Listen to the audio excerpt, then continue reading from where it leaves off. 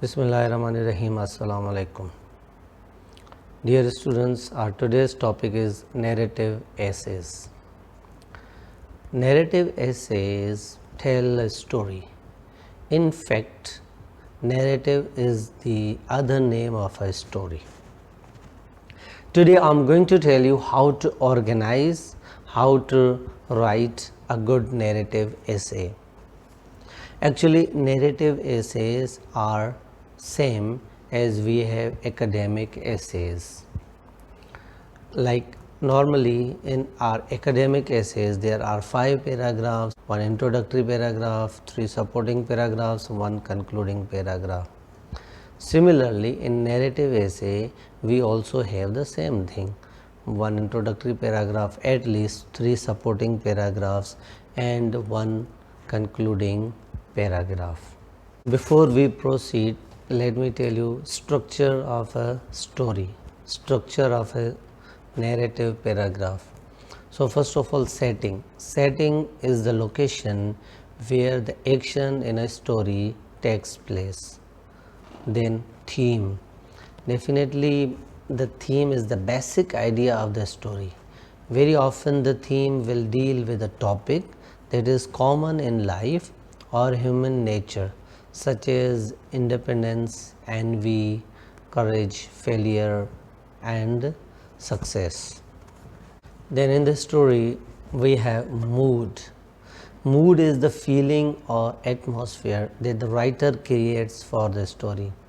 It could be happy, hopeful, suspenseful or scary.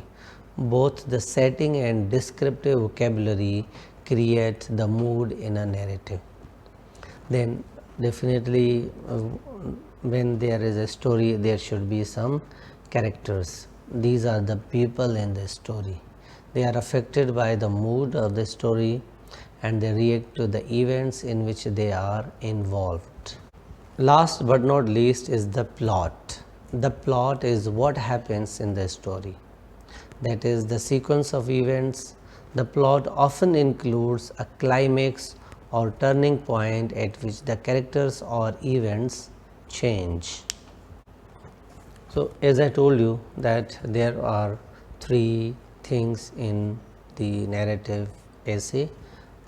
A thesis that sets up the action in the introduction, then we have transition sentences in the supporting or in the body paragraph that connect events and help the reader follow the story, and third, a conclusion that ends the story action and provides a moral prediction or revelation.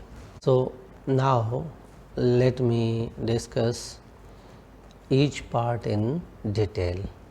So the first one is the introduction. The introduction of a narrative essay is the paragraph that begins your story. In the introduction, you describe the setting, introduce the characters, and prepare your audience for the action to come. Of course, the introduction should have a hook and a thesis. So, as it was mentioned that at least there should be 2 parts in the introductory paragraph. First one is the hook sentence and a thesis statement. What is the hook sentence? The hook in an essay is the part of the introduction. Usually the first few sentences that grabs reader's attention. Hooks are especially important in narrative essays because they help set the stage for the story. The hook makes readers start guessing about what will happen next. I had never been more anxious in my life. I had just spent the last 3 endless hours trying to get to the airport so that I could travel home. So these 2 sentences work as a narrative hook because here they create a suspense for the reader. The reader wants to know what actually happened. Does this hook make you want to know what happened to the narrator? The hook should make the reader ask WH questions about the essay. You may have thought of questions like these when you read the preceding hook. So when you read that hook, so you can have some questions like, who is the narrator and why is he or she anxious, where is the airport, what made the trip to the airport seem endless, why is this person going home. So you have to write a hook sentence or hook sentences in a way that create suspense, or that the reader becomes ready to think some WH questions in his mind. Then that can be considered as a good hook sentence or good hook sentences. After the hook sentence, in the introductory paragraph, there comes a thesis statement. Okay. In most types of essays, the thesis states the main idea of the essay and tells what the organization of the information will be. However, in a narrative essay, the thesis introduces the action that begins in the first paragraph of the essay. What is the difference between thesis statement in other essays and thesis statement in the narrative essay? When you write other types of essays and you write thesis statement, in that one you give your full information that you are going to cover in your supporting paragraphs. But when it comes to narrative essay, here you do not write you do not give that information to the reader. You just write beginning of the action, so that readers will come to know in the beginning such and such thing happened. Now you will create a suspense in the mind of the readers by just beginning some action words or beginning words. For example, now as I watched the bus driver set my luggage on the airport sidewalk, I realized that my frustration had only just begun. So from this you can understand that the writer has just given beginning of the action. Like the frustration had only just begun, and now we don't know what happened. So this made our mind that we have to read the whole essay. Another one is, I wanted my mother to watch me race down the steep hill. So I called out her name and then nudged my bike forward. And then what happened? We don't know. So the readers, when the readers will read this one, they really want to read the whole story, what happened. And now see here, this is just the beginning of the action. The writer has not told us that what he is going to develop in his supporting paragraphs. But when we write other types of essays, so we clearly write in the thesis statement that what I am going to write in my supporting paragraph. For example, if I want to write on my city, so descriptive paragraph on my city, so I can write my city is very famous for historical places such as Lansdowne Bridge, Lloyd Bridge and Masum Shah Minaret. So from this thesis statement, we clearly understand that the writer is going to have focus on Lansdowne Bridge in first supporting paragraph, then Lloyd Bridge or Sakhar Beraj, and then the third one is Masum Shah Minaret. So it is very clear, but here we don't know what will happen the next. So it depends upon the writer how he is going to write his supporting paragraphs. Third example is given here. Because his pride would not allow him to apologize, Cain now had to fight the bully.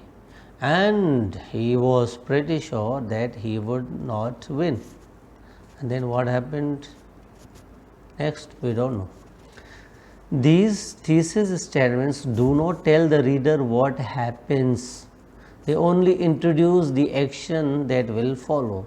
The paragraphs in the body will develop the story. Second part is the body. The body of your narrative essay contains most of the plot, the supporting information. The action in the plot can be organized in many different ways. One way is chronological or time order. So in your body paragraph, now it depends upon you. If you want to write the chronological order, so first of all you have to write something, for example, something that happened 3 days back, then 2 days back, then yesterday, then today. So you have to write in a proper time order. In this method, each paragraph gives more information about the story as it proceeds in time. The first paragraph usually describes the first event, the second paragraph describes the second event, and so on. And then comes the conclusion. Like academic essays, narrative essays need to have concluding idea. In the conclusion, you finish describing the action in the essay. The final sentence can have two functions. It can deliver the moral of the story by telling the reader what the characters or character learned from the experience. And second one is prediction or revelation about future actions that will happen as a result of the events in the story.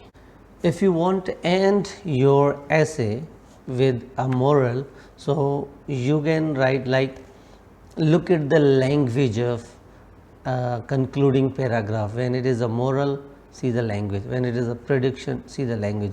When it is a revelation, see the language. For example, moral. The little boy had finally learned that telling the truth was the most important thing to do. So this is the moral. Finally, the little boy learned. What is the output of that story? He learned something. Then prediction. I can only hope that one day I will be able to do the same for another traveler who is suffering through a terrible journey. So I can only hope that one day I will be able to do the same. It means that it is his prediction, that it is my desire that I will do something good for others. Then revelation. Every New Year's Eve, my wife and I return to that magical spot and remember the selfless act that saved our lives. So here he has revealed some information. So here is the example. The topic is frustration at the airport. Now look at the introductory paragraph, how the writer has used his hook sentences and he has used his thesis statement in the introductory paragraph. For example, I had never been more anxious in my life. I had just spent the last 3 endless hours trying to get to the airport so that I could travel home.